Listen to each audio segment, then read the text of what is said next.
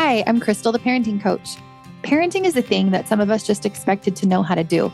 It's not like other areas of your life where you go to school and get taught, get on-the-job training, or have mentors to help you. But now you can get that help here. I believe that your relationship with your children is one of the most important aspects of your life and the best way that you can make a positive impact on the world and on the future. I've made parental relationships my life study, and I use life coaching tools, emotional wellness tools, and connection-based parenting to build amazing relationships between parents and their children. If you want an even better relationship with your child, this podcast will help you. Take my parenting quiz at the link in the show notes. Once we know what your parenting style is, we will send some tips tailored to you and a roadmap to help you get the most out of my podcast. I invite you to help me spread the word by sharing your favorite episode on social media or with a friend. Don't forget to check out my new mindset journal for parents at www.coachcrystal.ca/shop, which will help you to parent calm, confident children that you love to be around. Hi, welcome to the podcast today, Inner Child Healing. All right, I'm excited to dig into this topic with you today because this is something that I think is getting a little bit more popular and a little bit more talked about. And I also think there's something pretty significant that's missing in a lot of the conversations that I have heard and that I've been a part of. And I want to really dig into what that is and what we do here. And I'm also going to talk a little bit about the retreats that I put on, because by the time this one airs, maybe the May one will be sold out. I'm not sure, but I'm having another one in September, and the registration is not open for that one yet. So you can at least get on the interest list. But this is a lot of the work that we do at the retreat. And because it's in person, it has a really cool and unique energy to it. And because we incorporate some guided meditation and some visualization and some yoga, it makes it a really cool kind of holistic experience there also. So I'll talk about that at the end, but right now we're going to dig into inner child healing. One note before we do is that I am not a registered mental health therapist.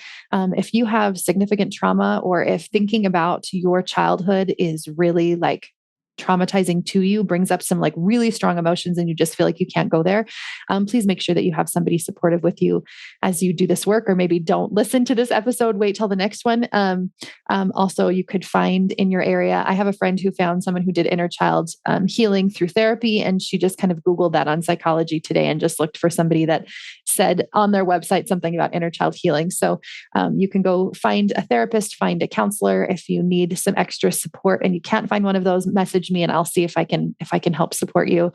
Find somebody in your area also. So just so you know, this is just educational. This is just interesting ideas, but this does not replace mental health therapy if that is what is needed for you right now. So into first what it is. And maybe this is something that you have not heard before and you're not quite sure what it is, or maybe you understand it a little bit and you'd like a better description of it. I am going to use a definition that I found from Tiffany Rowe. If you don't follow her on Instagram, she's a great person to follow. She's a health therapist and she puts out a lot of great information. So she said that it's contacting, listening to, communicating with, and nurturing our inner child. So inner child healing or inner child work is contacting, listening to, communicating with, and nurturing our inner child. So we all have an inner child, like who we were when we were first developing in our formative years. That self-concept was developed in our formative years. And that little inner child version of us is also inside of ourselves. It's like kind of having a different self within us. I don't think of it as like, I mean, maybe it sounds weird, but I don't feel like that it's weird. I feel like it's just looking back onto the different phases and developments that I went through in my life and how that's still impacting me today.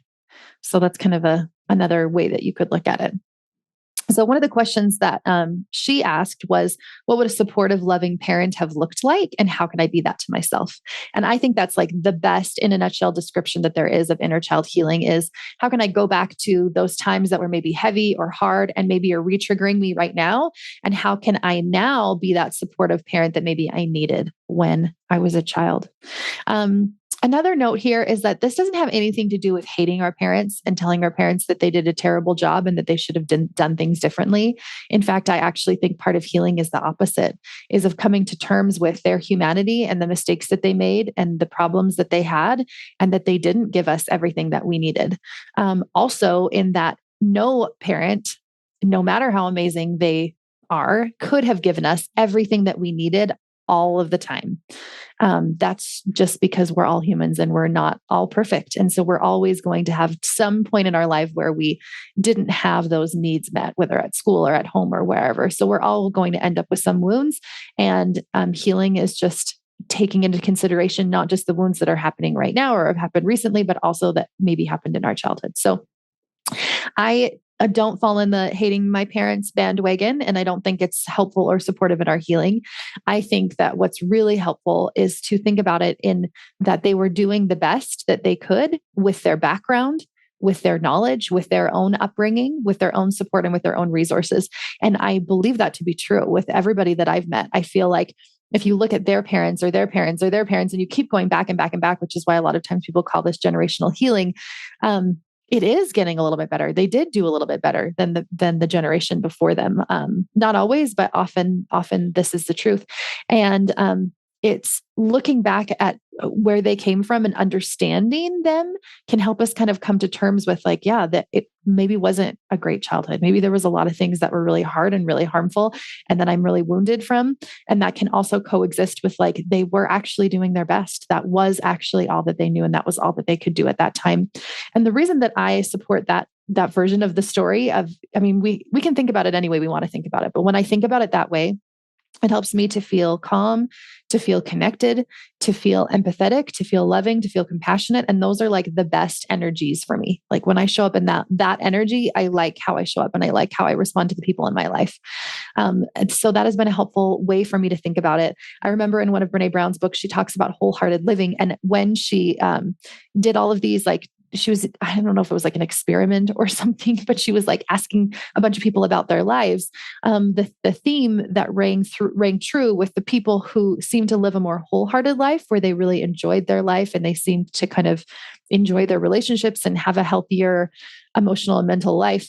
That the theme that she saw that ran through that was that all of them believed that people were doing their best. And I know this is kind of hard to comprehend because we might know people really intimately and be like, no, but I know that they could be doing better, or maybe I could be doing better or whatever.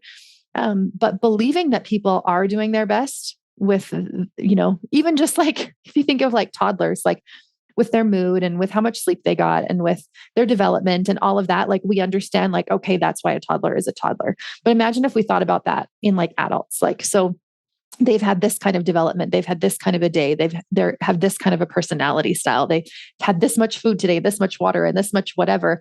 That all is like adding up little tiny bits of a solution to make this like chemical reaction that is them and how they are doing. And for me, when I believe that that is their best, all of those things combined together, it helps me to show up in the way that I want to in the world. It helps me show up in the way that I feel like is my most aligned self.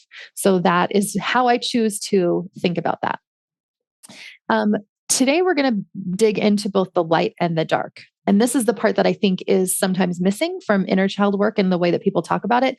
I heard David Bedrick mention this, and I was taking a program through him, and he said, we often just look back at like, what's wrong? Like what's wrong with us now? What was wrong with back then? We look at all these wounds and all this darkness and all this shadow side stuff, instead of also looking at the light and looking at the goodness and looking at the joy also. And so we're going to dig into that part first, because I think that what he said was so spot on and what it really is missing in this work. So if you have like a paper and a pen or a journal of some sort, I would encourage you to get it out, or you can come back and listen to this part of the podcast later and do this work later. Maybe you'll remember later tonight when you're getting ready for bed to pull that journal out. Speaking of journals, make sure you check out my mindset journal for in this book, because it will be really helpful in doing your own daily practice. And the link there is in the show notes, but you can also go to www.coachcrystal.ca/shop. So what did you love about your childhood? That's the first question. Thinking back on your childhood, what were some happy memories that stuck out? What was important to you? It doesn't even have to be something big like some giant trip with your family or some significant event. It can just be something really little. Like maybe you just remember like snuggling with your parents at night, or like reading a book in the sunlight. Just like allow yourself to pause. You can even close your eyes and kind of just go back there and think like, what comes up when I think about my childhood? You can give yourself different age frames. Like what comes up when I think about like 0 to 5? Does anything come up? It doesn't even necessarily have to be true. Like you don't have to worry about whether or not the memory is true or not. It's like, what feelings do I remember from age 0 to 5? What thoughts do I remember having? What things do I remember enjoying? And then you can go to like 5 to 10, and then like your teenage years, teen tween years. And then you can just keep going for as long as you want, but just be thinking about what were some things that I really loved, some memories that really stuck out that were like happy memories. What did you love to do?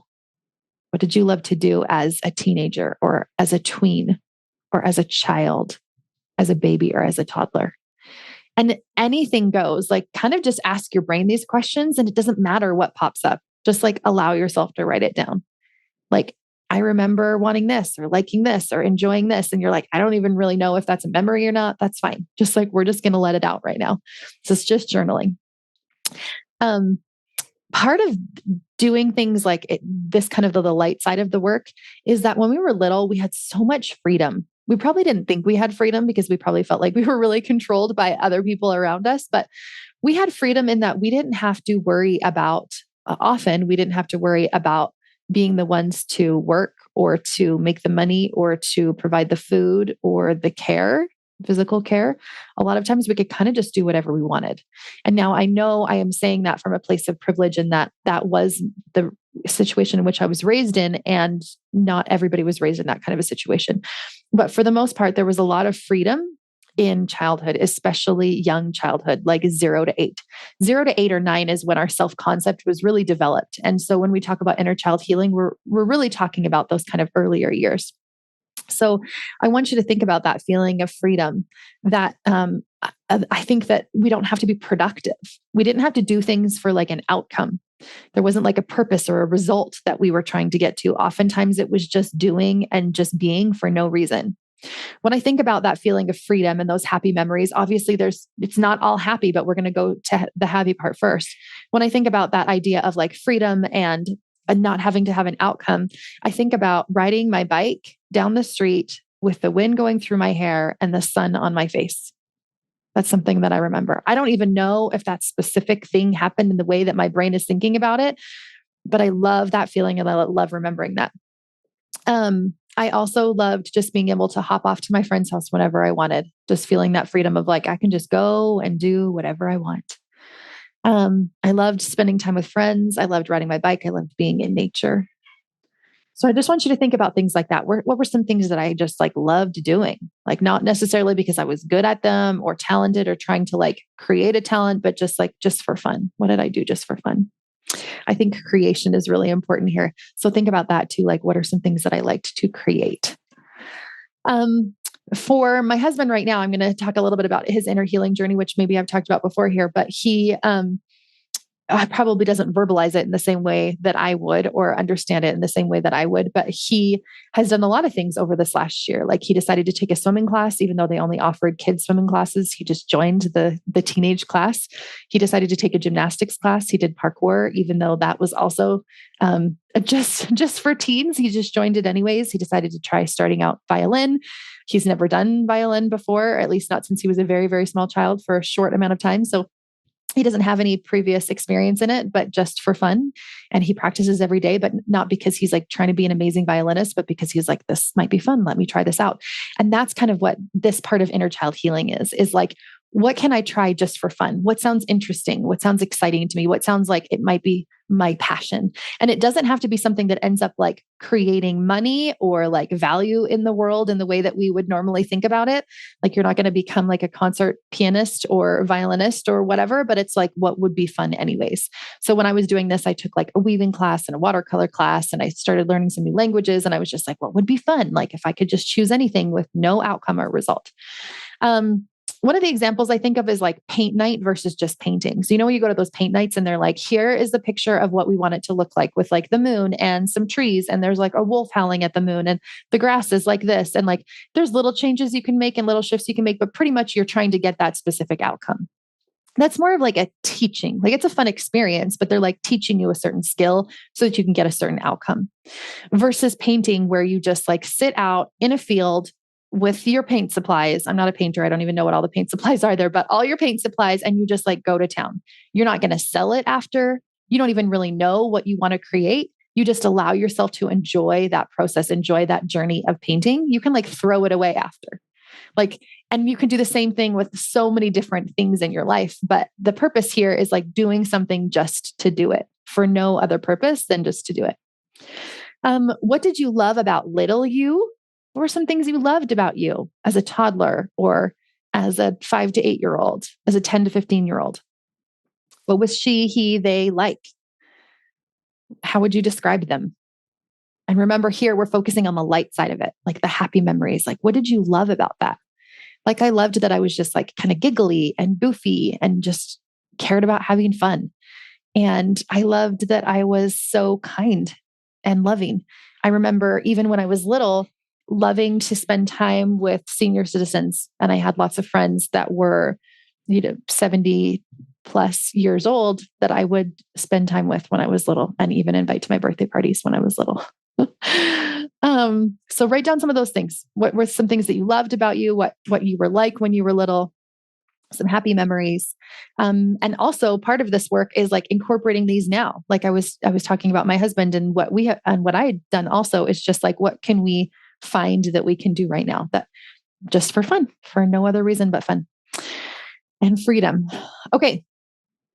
Now we're going to go into the next part, the little heavier side, the little bit darker side, and we're going to do the same thing. What was heavy about your childhood? And you can totally skip this part if this is like too heavy for you.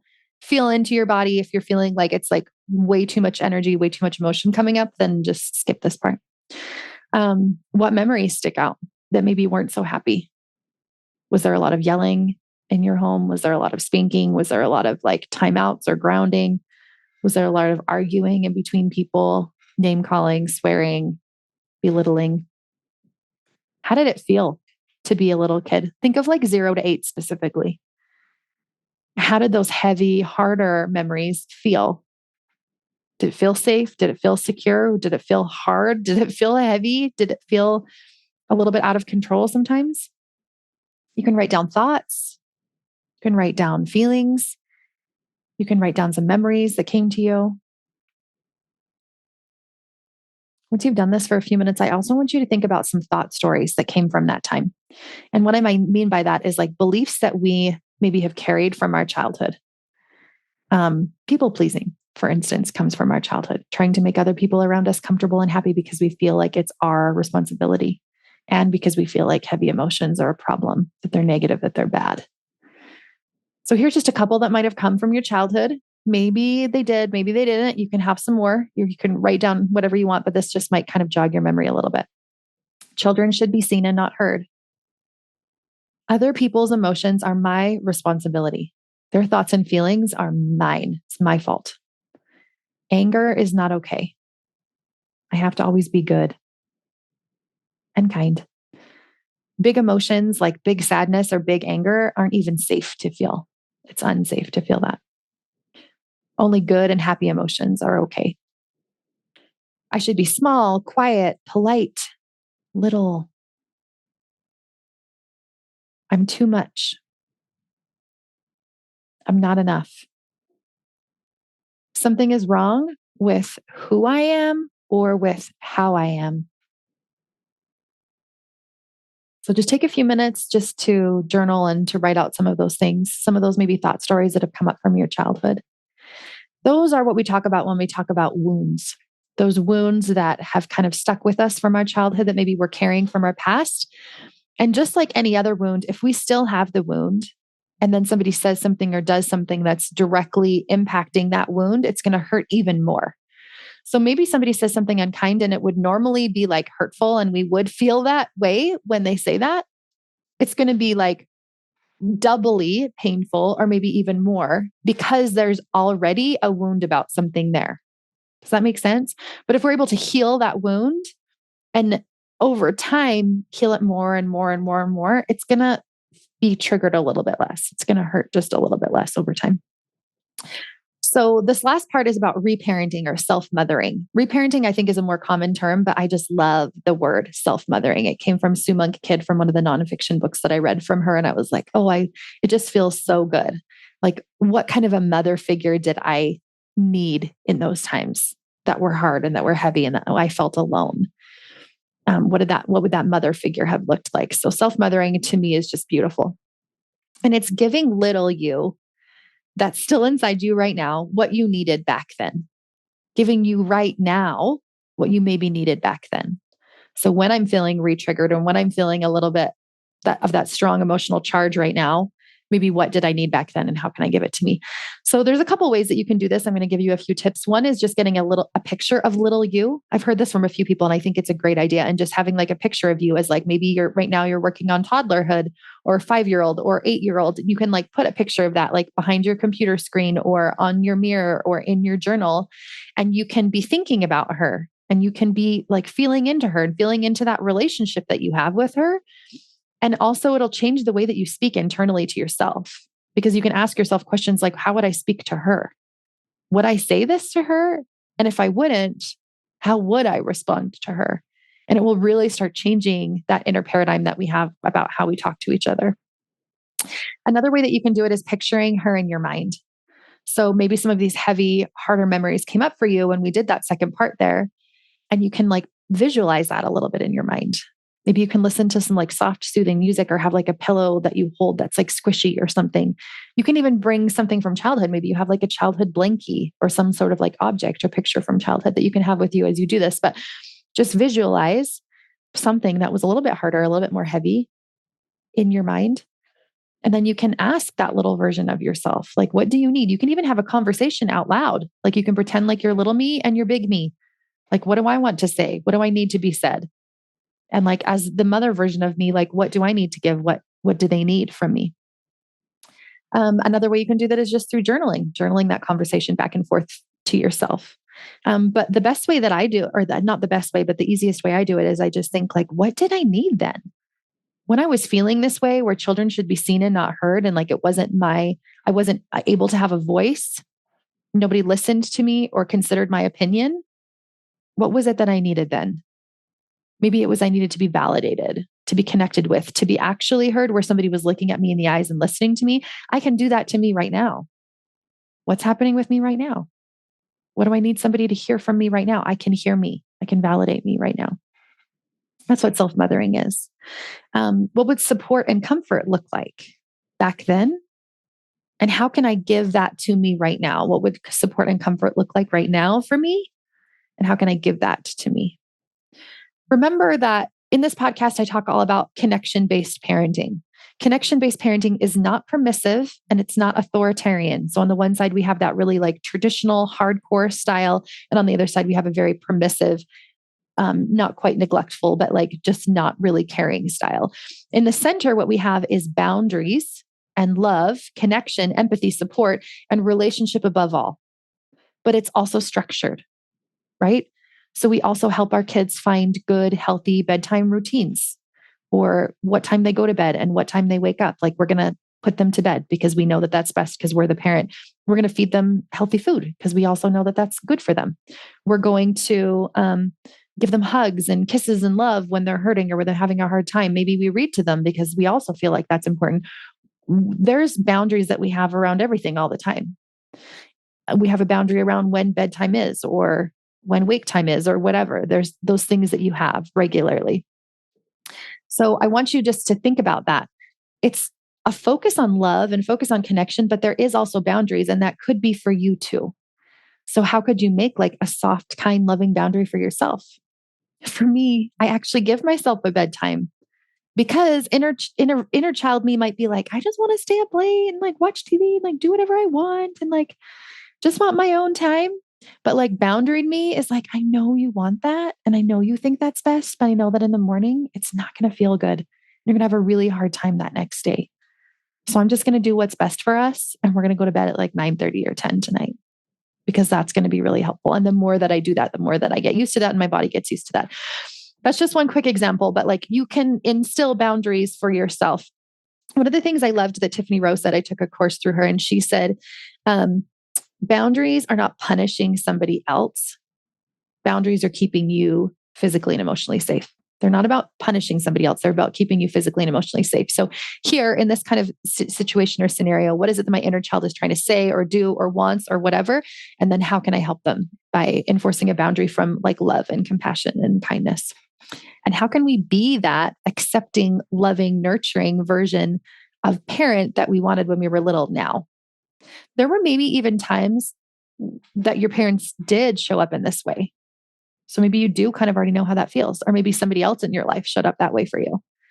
So how would that feel right now? So that is what inner child healing work is. And the reason that it's so important is because that's how we start to heal those triggers and those wounds that we have so that we don't feel as wounded. When we walk around hurt and hurting with all these wounds, we're acting from our hurt. We're acting out from the hurt, and that often hurts others, and it just perpetuates that hurt. There was a quote one time that read, hurt people, but healed people heal people. So the more that we choose to intentionally do this work of healing ourselves, the more that we are going to be acting from our healing instead of acting from our hurt. And we're going to be spreading that light and that connection and that love and that empathy to everybody else around us also. So I just encourage you to take on that work and to do it yourself also, whether it's through therapy or coaching or on your own. Again, I do have that book that can help guide you through doing things on your own, doing your own mindset practice on your own. But if there were some heavy, hard kind of things that were coming up from childhood, when you think about it, then definitely go and find a therapist in your area. So one last thing I'll say is retreats. Retreats are awesome. They're amazing. They're in person. The energy there is just like next level. It's like just so good. And this is what the retreats that I put on are all about. This is exactly what I wanted in a retreat. I was looking for a retreat in our area and I couldn't find one, even in I looked in a large area that did this, where it was like, had coaching and had meditation and had yoga and had like an amazing atmosphere. And it was like focused on this idea of like healing. Like we're going somewhere kind of like on a trip, like a vacation, but it's like a healing vacation, like a wellness vacation. I found ones that were similar, but it was never everything that I wanted. And so I made everything that I wanted all in one retreat. That's why I call it rest, play, grow, because what we need with a healthy relationship with our inner child selves is what our children also need, which is rest and play and growth. Rest in our care, rest in that relationship that we have with ourselves, and play where it's just free play, like where it's not as structured, where we just get to do whatever we want with no outcome or result, and then grow, which is like that emotional development. So in our retreats, it's a time to be taken care of, to have that freedom where somebody else is taking care of everything, where you can just relax and you can rest. At the beginning of the session was like, just so you know, this is a time for you, whatever you need to do. If you literally need to stay in your cabin for 3 days and just sleep, just like believe that that's what you need. And like, that's okay. Like you get to do you get to be in charge of what you want to do. So rest, relaxation, freedom, and that 3 days to heal your relationship with you. I changed a few things this time. People wanted more coaching. They loved the coaching. It was like everyone's favorite. And so we opened up that a little bit more. So we're starting a little bit earlier on day 1 and we're ending a little bit later on day 3, which will be amazing. And I'm hoping to spend more time in nature because that got kiboshed because it was a little bit too cold for us. And I think the reason that the learning and the growth is so accelerated is because of the intensity and the focus there. Like we'll like do like a coaching session for like a few hours and then like take a break and then do some yoga and then do some meditation and then like go back into it. And so like we get really deep, really fast, and we spend a lot of intentional time doing it. So you can do like what might take, 12 or 14 weeks of work in a short amount of time because of the intensity level there also. So I do not know if it's going to be sold out right now. I'm recording this a few weeks before it gets out. So maybe it already is, but if not, you can join the interest list for September. And I will just keep putting on as many as come available. So I will just, if that one sells out, we'll just put on another one again. So I'm really excited for it because I love doing this work. I feel like this work is so important. And no, you do not need to be a mother to be doing this work. You do not have to have any children to do this work and for it to be supportive of you. I think everybody could do this work. I would love to do some couples ones in the future. I just haven't had quite enough interest yet for them. So if this interests you in like, you're listening to this podcast at whatever time in the future, and you're like, this is what I want for me and for my partner, just shoot me a quick message on Instagram or email, and I'll just kind of keep a tally going of how many we get there. And if we get enough, then we can put that on as well. So thanks for being here. I hope you enjoyed this episode as much as I have enjoyed it. And inner child healing has been super supportive for me. So if you have any questions about it, make sure to reach out on Instagram. And if you enjoyed this episode, please share it with a friend. Thanks for listening. If you'd like to help spread this work to the world, share this episode on social media and tag me. Send it to a friend or leave a quick rating and review below so more people can find me. If you'd like more guidance on your own parenting journey, reach out.